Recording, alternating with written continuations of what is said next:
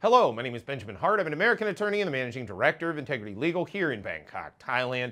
As the title of this video suggests, we're discussing affidavit of support issues in cases involving IR-1 and CR-1 visa applications. So what are we talking about here? We're talking about immigrant spouse visas. These are sort of the standard, if you will, the kind of classic, if you will, immigrant spouse visas to bring a spouse of an American citizen or lawful permanent resident to the United States.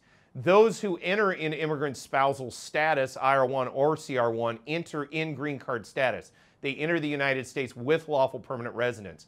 The thing to take away from this video is to understand that, yes, there is an affidavit of support component associated with the application, especially here at the embassy phase, although you'll also be seeing this dealt with at the National Visa Center before it even comes to the embassy, wherein the adjudicating consular officer has to make a determination regarding the applicant's petitioner, the sponsor, if you will, the sponsor's ability to support their spouse in the manner that is dictated to by law. Now, under the present administration, this is a fairly reasonable, if you will, threshold, in my opinion.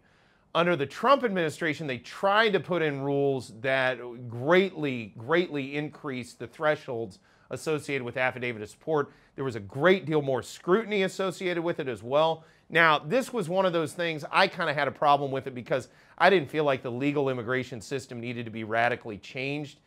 My issues with the present immigration system as it stands and has been for a while is illegal immigration. I don't understand why lawmakers feel the need to place undue burdens on folks who are processing through the legal channels. But that said, under the Trump administration, we saw some serious changes that were then sort of rolled back, and we're currently kind of dealing with this thing in limbo a little bit with regard to affidavits of support in the context of immigrant spouse visas.